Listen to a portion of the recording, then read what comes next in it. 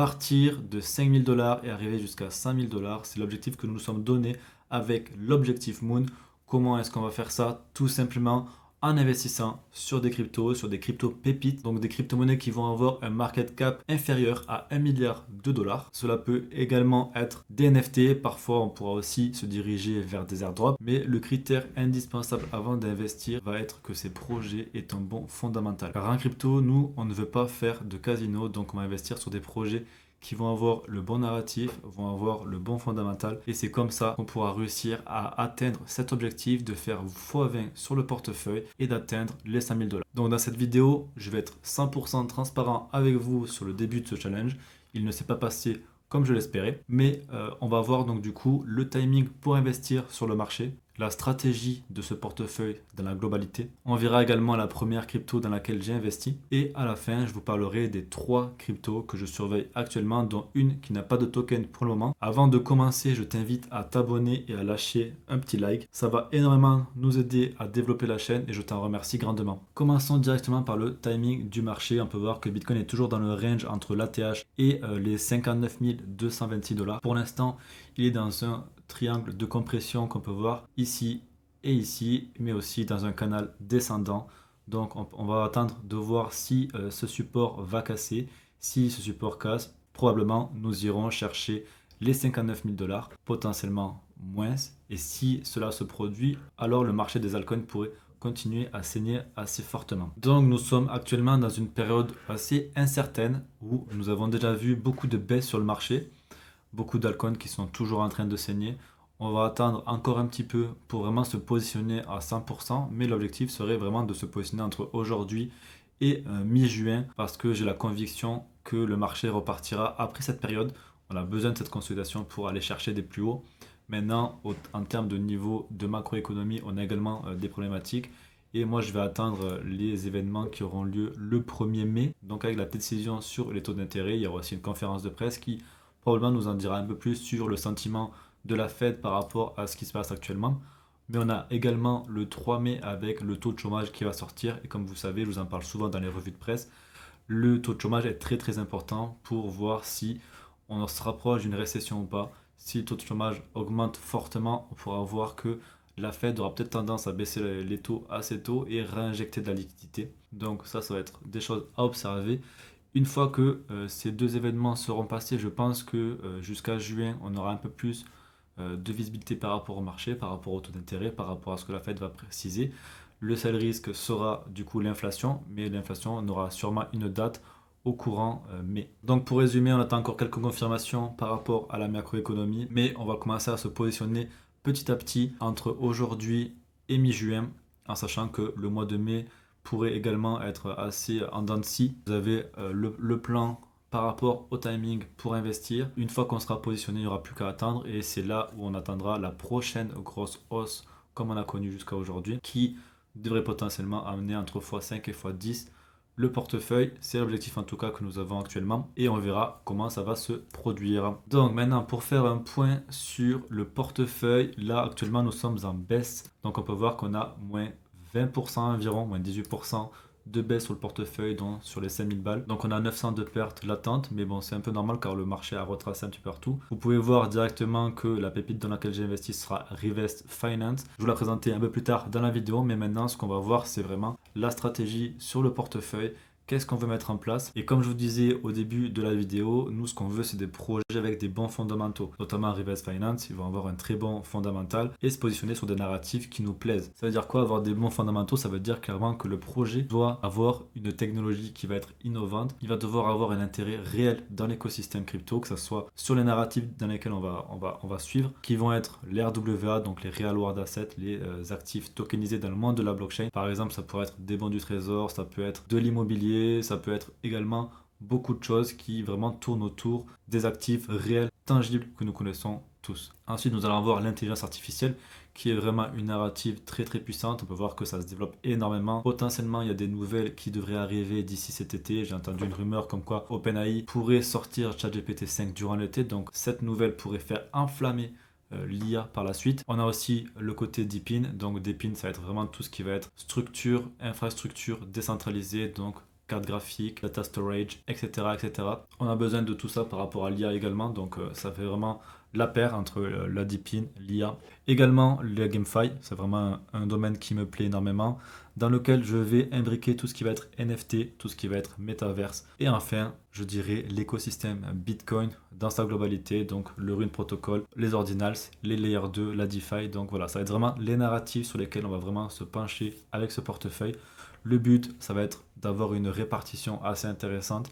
Je pensais notamment à faire du 80-20, donc garder toujours 20% en Ether, car ces 20% en Ether nous permettront à la fois de nous positionner sur des petites pépites qui pourront être intéressantes par la suite, ou alors nous permettre de farmer quelques airdrops qui pourraient être intéressants pour justement booster le portefeuille. Moi je me rappelle en 2020, lorsque j'avais un portefeuille encore à 4 chiffres, c'est vraiment les airdrops qui ont boosté mon portefeuille, notamment avec Uniswap, avec OneInch, qui c'est vraiment ces deux airdrops qui m'ont vraiment propulsé vers le haut. Donc je vous invite également à vous intéresser aux airdrops. Nous verrons plus tard quelle allocation nous allons mettre par rapport à chaque narrative, mais ça sera environ du 20% dans chaque, potentiellement plus de pourcentage dans les RWA et dans l'IA que dans le reste. Potentiellement la GameFi sera le moins exposé, en tout cas au début, parce que en général le gaming, les NFT ont tendance à partir une fois que le bull run a bien démarré. Là pour l'instant on est encore dans les prémices de ce bull run. Ensuite pour l'écosystème Bitcoin, on va attendre un petit peu que justement la tendance autour de ce narratif se calme. Avec l'halving qui est arrivé le 19 avril, le Rune Protocol s'est lancé et il y a eu beaucoup de hype autour de ce protocole.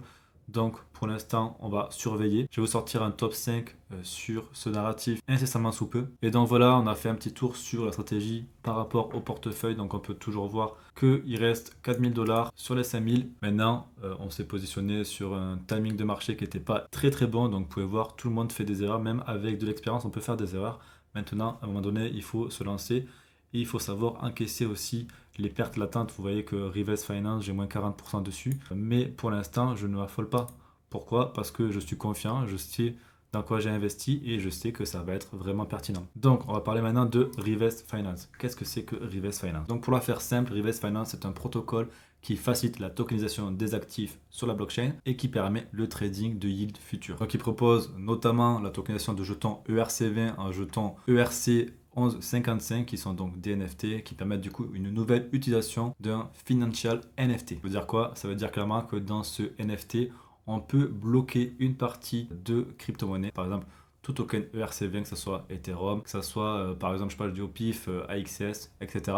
On peut les mettre dans ce NFT et en fait, ce qu'on va faire, c'est qu'on va pouvoir les bloquer suivant le temps, suivant la valeur du bag ou suivant une adresse. Donc par exemple, admettons, je veux bloquer des Ethereum et ne plus les toucher pendant 5 ans ou pendant 10 ans, eh bien, je peux les mettre dans ce NFT et ils se débloqueront qu'au bout des 5 ans ou des 10 ans. Admettons aussi que je veux acheter une crypto-monnaie et la bloquer pendant X temps, mais là ça va être plus, je veux la débloquer si elle atteint un certain niveau de prix. Donc là je peux dire par exemple, ok, elle peut se débloquer directement lorsqu'elle atteint X. Et enfin, ça peut être une crypto-monnaie qu'on va bloquer pour ensuite l'envoyer sur notre adresse qui elle sera autorisée à la débloquer. Donc ça pourrait permettre de faire par exemple de l'OTC. Donc l'OTC ça va être vraiment over the counter. C'est un peu comme si on s'échangeait de la crypto-monnaie hors les exchanges. Donc du coup il n'y a pas de traçabilité directement sur le prix. On peut par exemple échanger des millions de dollars de main en main en s'envoyant ce NFT et en faisant un accord directement par voie orale ou même par écrit. Mais du coup, ça n'impacterait pas du tout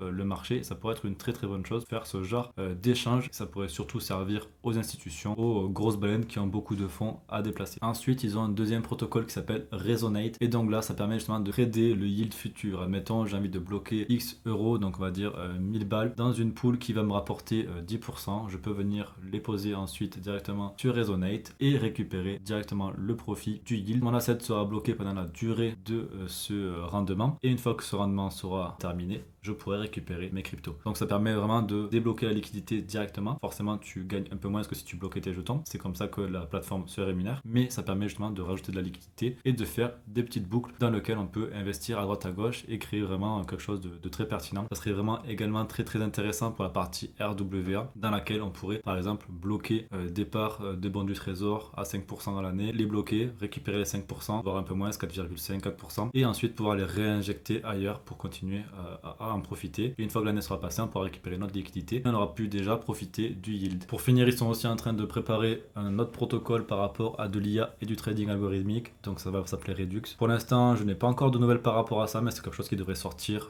par la suite. Donc c'est un peu tout pour l'instant sur ce qu'ils sont en train de préparer. On peut voir également dans le white paper avec Resonate, on va pouvoir du coup utiliser les bons du trésor tokenisés directement, comme je vous parlais juste avant en fait. On peut voir également qu'ils ont pas mal de partenariats très intéressants. Je pense notamment à Pendle, qui est vraiment un projet très fort dans tout ce qui est DeFi, RWA et LSD. Il y a Bakkt Finance qui permet également à Rivest d'avoir accès à des actifs tokenisés. Alors il y a une grosse rumeur qui va être Ondo. On peut voir ici sur le white paper qu'il y a Ondo qui est mentionné ici, sachant que les 3 autres sont des partenaires déjà officiels. Mais il n'y a pas eu d'annonce officielle par rapport à Ondo, sachant qu'Ondo ont des partenariats avec BlackRock. Si demain ils annoncent un potentiel partenariat, et en fait pour moi ça fait sens, pourquoi est-ce qu'ils seraient sur le white paper alors qu'il n'y a pas de partenariat annoncé? Peut-être que ça a été fait en avance, avant d'annoncer, ils attendent peut-être le bon moment pour l'annoncer. Peut-être qu'il n'y aura pas de partenariat, c'est aussi de la spéculation sur laquelle on fait, et du coup ça permettrait vraiment de ramener beaucoup de liquidités de Ondo, de BlackRock directement sur Resonate pour profiter de ce yield futur. Et donc du coup comme vous voyez, on passe par Resonate, on le pose ici, on reçoit le yield avec du coup une moins-value qui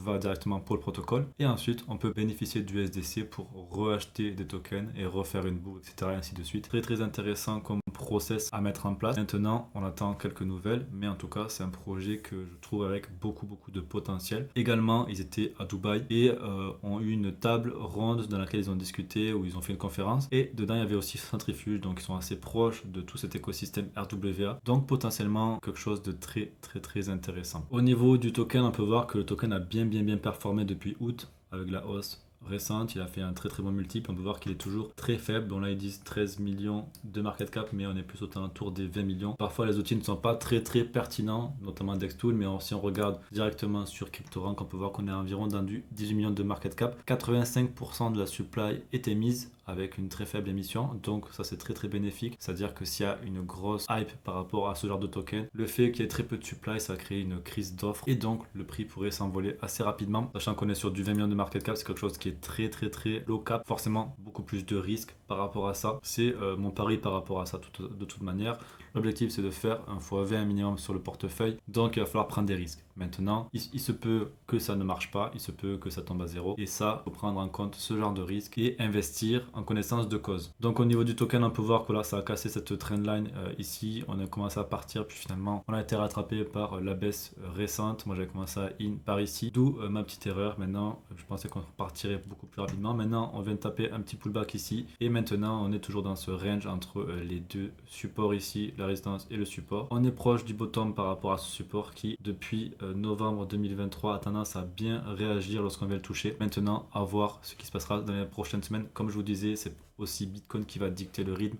Si Bitcoin casse les 60 000 $, ça ne m'étonnerait pas qu'on puisse voir un Rivest Finance qui descend un peu plus, mais moi personnellement je prends le risque. S'il continue à baisser, je pense que j'en rachèterai, en tout cas sur mon portefeuille principal. Peut-être sur le portefeuille de l'Objectif Moon j'en rachèterai pas. Tout dépendra de mon sentiment par rapport au marché, mais en tout cas je suis en train de bien réfléchir par rapport à pourquoi pas re-rentrer pour lisser un peu plus le prix d'entrée. Je prendrai un peu plus de risque sur la totalité du portefeuille, en sachant que j'ai déjà 7% du portefeuille. Pourquoi pas monter à 15% maximum, mais ça prendrait vraiment un gros risque sur le portefeuille. Il faut absolument que ce bet soit rentable par la suite, d'où l'intérêt en fait d'avoir un très bon money management. Et c'est vraiment ce que je vous conseille, c'est vraiment de ne pas investir plus de 5% voire 10%. Tout dépend en fait le niveau d'agressivité que vous voulez avoir. Moi je sais que je vais avoir un niveau d'agressivité assez fort, que 10% ça sera le maximum par token. Potentiellement Rivest le remonter à 10%, mais j'en doute. Je pense que j'ai un prix d'achat qui est quand même très intéressant par rapport au prix dans lequel il se trouvera d'ici maximum un an. Je ne me fais pas de soucis par rapport à ça, mais vous préparez bien le money management, c'est vraiment la chose la plus importante. On a fini avec Rivest Finance. Maintenant vous êtes libre de faire votre propre choix par rapport à l'investissement sur ce token. Maintenant ce qu'on va voir, c'est les 3 tokens que je surveille, qui est d'autre que Anchor, qui est un projet qui est directement dans les narratifs du Deepin, du Liquid staking, de l'IA, du Rollup as a Service et encore de la GameFi. Donc je vais pas passer beaucoup de temps à vous présenter ces tokens. Je pense que le but là, ça va être de vous pousser à faire vos propres recherches et je vous en parlerai peut-être plus précisément déjà si ça vous intéresse. Donc dites-moi en commentaire si ça vous intéresse que je vous fasse une vidéo appropriée par rapport à chaque token pour vous expliquer un peu plus leur fonctionnement et pourquoi il pourrait être intéressant d'investir dessus. Le deuxième token que je surveille, ça va être Nosana qui est donc du coup de l'IA avec du dépine sur l'écosystème Solana. Donc ça permet justement de mettre à disposition des GPU. Donc là aussi, je vous laisse faire vos propres recherches par rapport à ce token. C'est quelque chose qui m'intéresse énormément. Et le dernier, c'est le token qui n'est pas encore sorti, c'est Yo.net. Donc là aussi, on est dans l'IA, on est dans le dépine, on est dans les GPU. Et à mon sens, avec le développement de l'IA, on va avoir besoin de beaucoup de puissance de calcul. Donc c'est pour ça que Nosana, Encore qui est aussi dans le dépine, Yo.net vont être des projets qui devraient performer très très bien. Ce token n'est pas encore sorti, il y a potentiellement un airdrop à aller chercher. Je vous laisse vous renseigner par rapport à ça.